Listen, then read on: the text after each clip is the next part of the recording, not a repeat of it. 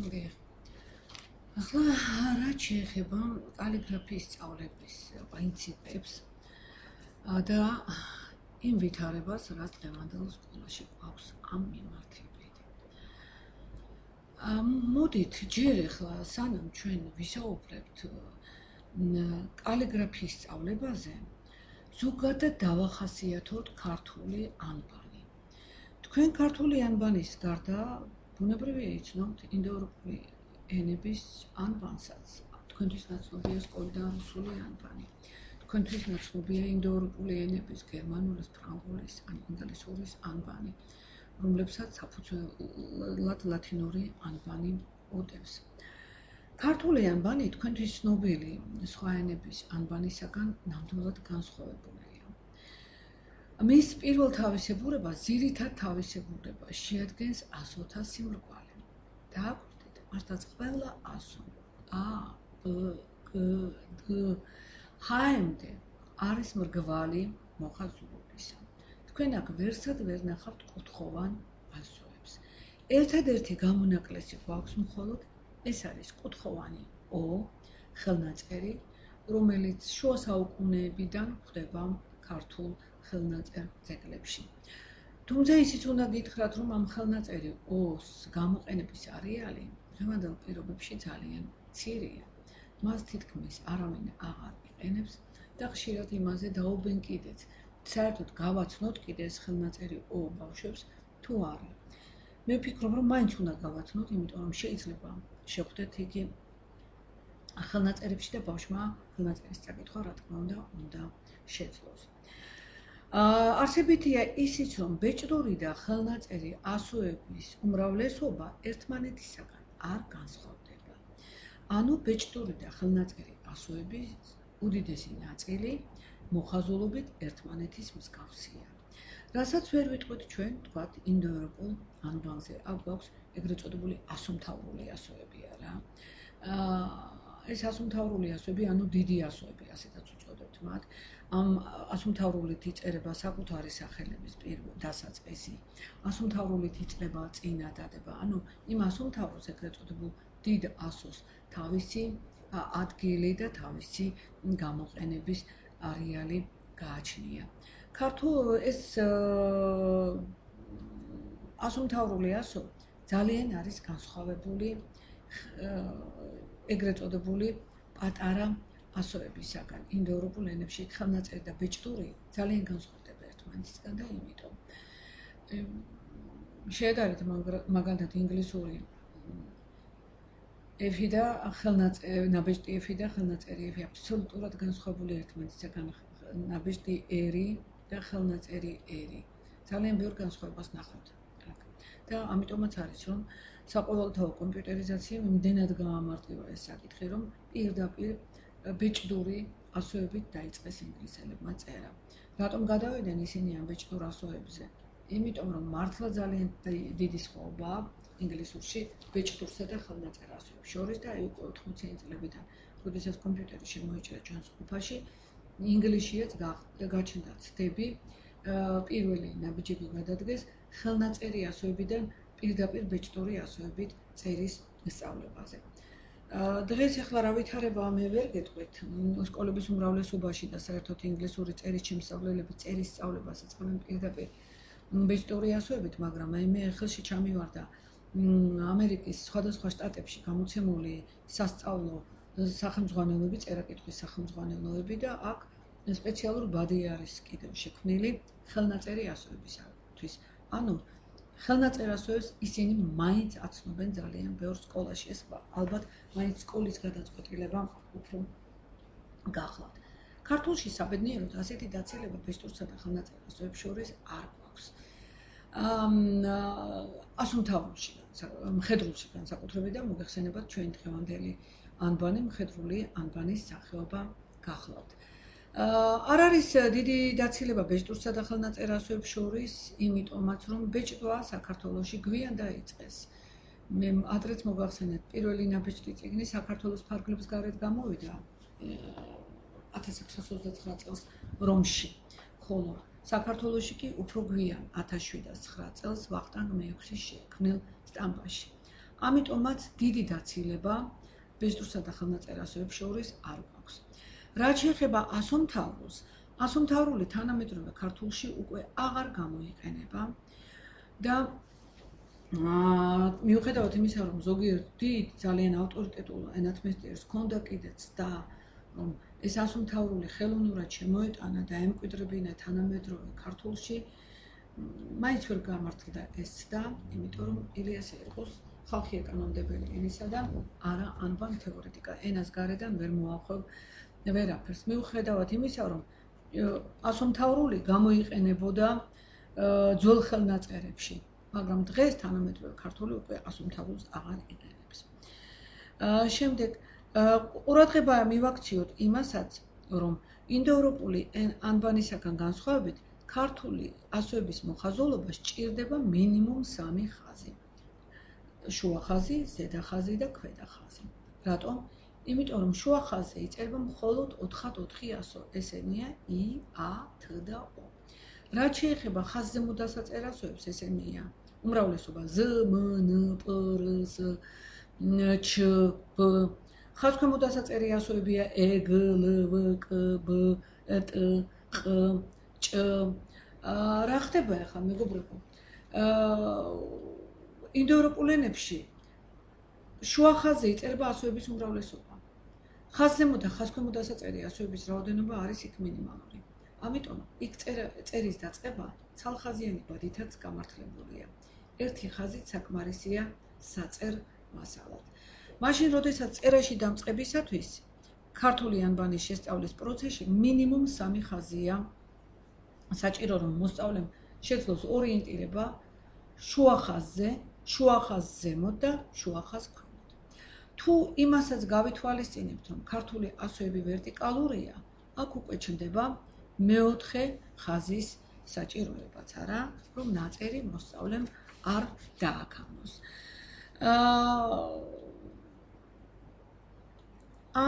ამით განსხვავდება სწორედ ქართული ანბანი მსოფლიოში ცნობილი სხვა ანბანებისაგან და სწორედ ამიტომ არის, რომ გოგებაშვილმა მისთვის 4 ხაზიანი ბადე შემოიღო და არა ცალხაზიანი ან 2 ხაზიანი, როგორც ეს ზოგიერთ ინდოევროპულ ენაშია.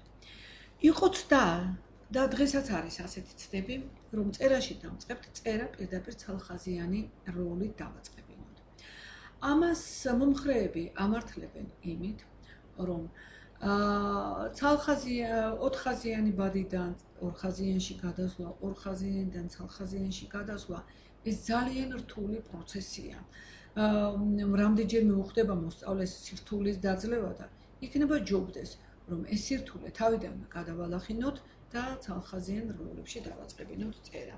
ასეთი ცდები ჯერ კიდევ 70-იან წლებში იყო საქართველოში, მაგრამ ვერ გაამართლა იმ თვალსაზრისით, რომ ასეთ ბავშვებს როგორც წესი ძალიან ცუდი კალიგრაფიული ჩვევები ჩამოუყალიბდათ და მათი ნაწერი როგორც წესი გაურკვეველი იყო. თავადაც უჭირდათ თავინთი ხელნაწერების წაკითხვა. გოგებაშვილი ბრძანებდა, რომ ქართული ანბანისათვის ყველაზე მისაღები არის ეს 4 ხაზიანი ბადეო და თქვენ თუ უკეთეს შექმნითო და გაუმჯობესებთო, არც ამის საწინააღმდეგო არაფერი არ მექნება, მაგრამ ჯერჯერობით ამ 4 ხაზიან ბადეზე უფრო მორგებული ქართული ანბანისათვის არ გვაქვს. ისიც თქვა, რომ უჯრების ზომები განსხვავებულია. შუა უჯრა შედარებით მცირეა და ზედა და ქვედა უჯრები უფრო დიდია. იმ უბრალო მიზეზის გამო, რომ შუა უჯრაში იწერება ასოს ის დეტალი, რომელიც შედარებით მცირეა. ანუ წერაში ორიენტაციის უნარს უვითარებს მოსწავლეს აი ეს 4 ხაზიანი ბადე. რა ვქნათ ახლა ჩვენ ბავშვებს ვასწავლოთ 4 ხაზიანი ბადით თუ პირდაპირ ცალხაზიანში დავაწყებინოთ წერა. რა თქმა უნდა, წერაში დამწყებთათვის ყველაზე გამართლებული, მით უმეტეს 5 წლიანებისათვის, ყველაზე გამართლებული გახლავთ 4 ხაზიანი ბადე. იმიტომ რომ ეს არის ერთგვარი კალაპოტი, რომელიც ბავშვს ეხმარება ასოს მოხაზულობაში. მერე ეს 4 ხაზიანი ბადე მოსწავლეს უადვილებს აგრეთვე საწერ სივრცეში ორიენტირებას, ზემოთ, ქვემოთ, მარჯვნივ, მარცხნივ, გამოტოვე 1 უჯრა, გამოტოვე 3 უჯრა. სივრცით ცნებების გამომუშავებას უწყობს ხელს. რაც შეეხება ორხაზიანი ბადე გამოიყენებოდა ცალხაზიანი ბადის შემდეგ, სანამ მოსწავლეებს უკაცრავად 4ხაზიანი ბადის შემდეგ, სანამ მოსწავლეებს გადაიყვანენ ცალხაზიან ბადეში. ეს ორხაზიანი ბადე ძირითადად გადაბმებისთვის იყო ხოლმე. მასწავლებლები მას დღესაც იყენებენ. იყენებენ რაღაც ძალიან გარკვეული დროის მცირე მონაკვეთში. ეს არის მეორე კლასის პირველი სემესტრი და მეორე კლასის მეორე სემესტრიდან მოსწავლეები როგორც წესი უკვე ერთიანად გადადიან ცალხაზიან ბადეში წერაზე. პირობითად მას შეიძლება ასე გამოვყოთ. პირველ კლასში წერაში დამწყებთათვის რეკომენდებულია მაინც 4ხაზიანი ბადე, მეორე კლასის პირველ სემესტრში შეიძლება გამოვიყენოთ 2ხაზიანი ბადე, მეორე სემესტრის შემდეგ კი რა თქმა უნდა ცალხაზიანი ბადე. რაც შეეხება ცალხაზიან ბადეში წერის დაწყებას, ეს 6 წლიანებისთვის და განსაკუთრებით კი 5 წლიანებისთვის, რომლებიც წელს წავიდნენ უკვე სკოლაში, საკმაოდ რთული იქნება. ახლა რაც შეეხება ხანგრძლივობას, რამდენი ხანი უნდა ვაწერინოთ ბავშვებს ამ 4ხაზიან ბადეში. აქ ისე გოგებაშვილის შედარებაში მინდა მოვიყვანო, რომ როგორც ჭოჭინაში არ შეიძლება დიდხანს დატოვო ბავშვი, იმიტომ რომ ჭოჭინაში ჩასმული ბავშვი ხომ დამოუკიდებელ სიარულს მერე ვეღარ შეძლებს, სწრაფ სიარულს ვეღარ შეძლებს. ასევე არც 4ხაზიან ბადეში არ დავაწერინოთ ძალიან დიდხანს, იმიტომ რომ ასეთი ბავშვი მერე ვეღარ შეძლებს უკვე სწრაფად და გამართულად წერას. მაშინ ამ ბადეების ხანგრძლივობა შეზღუდული გახლავთ. 4ხაზიანი ბადე მაქსიმუმ 1 წელი, 2ხაზიანი ბადე მაქსიმუმ 1 სემესტრი, თუმცა შეიძლება 4ხაზიანიდან მასწავლებელმა ცალხაზიან როლებშიც გადაიყვანოს ბავშვები პირდაპირ. ახლა რაც შეეხება ქართული ანბანის თავისებურებას, ქართულ ანბანს კიდევ ერთი თავისებურება აქვს, რაც გარკვეულ სირთულეს მატებს მას. ეს არის მათი მრავალფეროვანი მოხაზულობა. ქართულ ასოთა უმთავრესი ელემენტები არის რკალი, რგოლი, სწორი ხაზი, ალმაცერი ხაზი და მრუდი ხაზი. სულ 20-მდე ელემენტი გვაქვსო, ასე ბრძანებენ გრაფიკოსები. მაშინ, როდესაც რუსულ ანბანს 3 ძირითადი ელემენტი აქვს, ეს არის რკალი, რგოლი და ვერტიკალური ხაზი.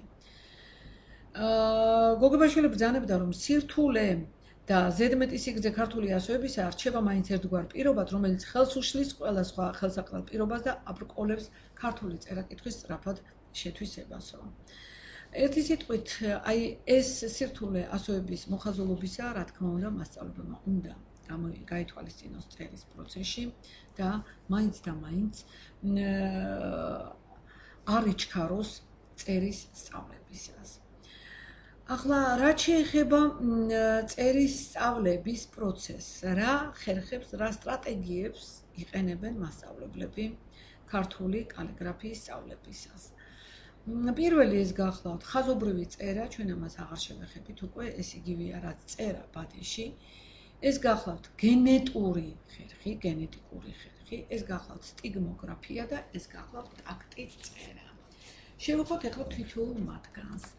რაც შეეხება გენეტიკურ პრინციპს. გენეტიკური პრინციპი გულისხმობს, რომ მსგავსი მოხაზულობის ასოები უნდა გავაცნოთ ერთმანეთთან მეზობლობაში. ვეცადოთ, რომ ყოველი მომდევნო ასო ითვალისწინებდეს და თავის თავში იმეორებდეს ადრე შესწავლილი ასოს რომელიღაც დეტალს. რომ ასოების გავაცნოთ იმგვარი თანმიმდევრობით, რომ ჯერ უფრო მარტივი მოხაზულობის ასოებს დაეუფლოს მოსწავლე და შემდეგ უფრო რთული მოხაზულობისას.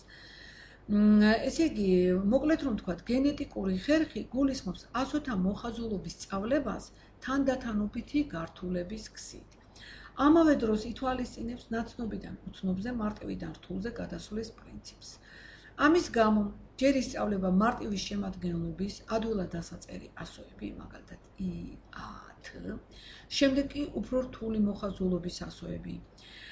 თანაც ისე, რომ ყოველი მომდევნო ასო კიდევ იმეორებს წინა ასოს რომელიღაც დეტალს.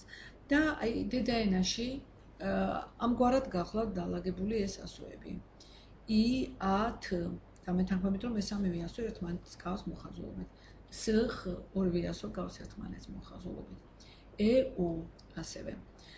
მიაქციეთ ყურადღება, ერთად არის მოქცეული ძ, მ, შ ასოები. ეს ასოები მართლაც მსგავსია ხაზულობით. კ, ვ, გ, ფ ასოები. ერთად ეცნობა. დ, ღ, ლ ასოებიც ერთმანეთის თანმიმდევრობით ეცნობა.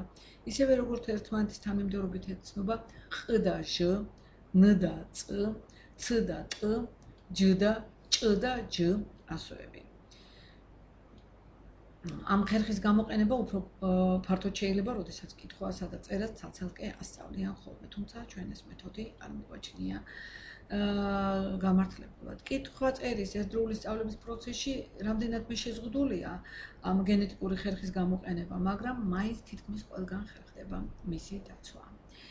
ეს რაც შეეხებოდა გენეტიკურ ხერხს, ანუ ასოთა გაცნობას იმ თანმიმდევრობით, რომ ყოველი მომდევნო ასო რაღაცით გავდეს წინას, არა?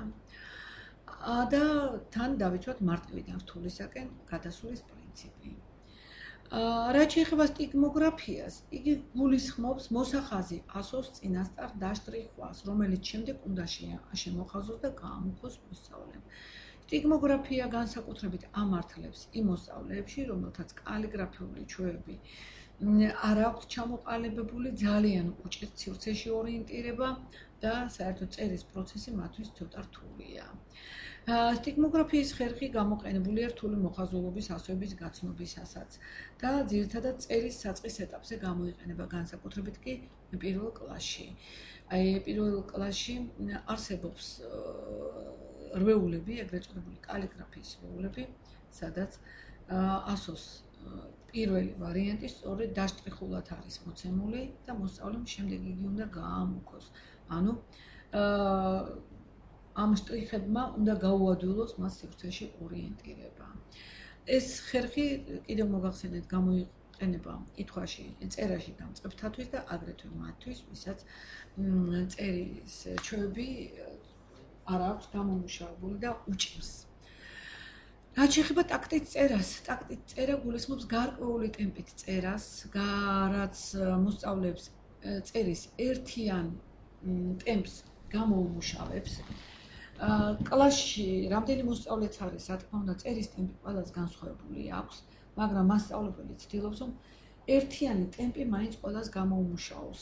არ მოხდეს ისე, რომ ერთ დაწყებული არ ქონდეს წერა, მაშინ როდესაც მეორე უკვე ამთავრებს. და აი მასწავლებელი აქ იყენებს ხოლმე ტაქტის ხერხს, ეს არის გარკვეული რიტმი, ხელის რიტმული მოძრაობა, შეიძლება იყოს დათვლა, განსაკუთრებით გამოიყენება ეს წერის საწყის ეტაპზე, როდესაც ბავშვები იწყებენ ასოს მოხაზულობას, მასწავლებელი ეუბნება, აი ჩვენ ვითვლით 3-ს, ერთზე ვიწყებთ წერას, მეორეზე ვაგრძელებთ, მესამეზე ვამთავრებთ ასოს წერას და ითვლის მასწავლებელი და აი ასე ერთიანი ტაქტის ხერხით ცდილობს ხოლმე ერთიანი ტემპის გამომუშავება.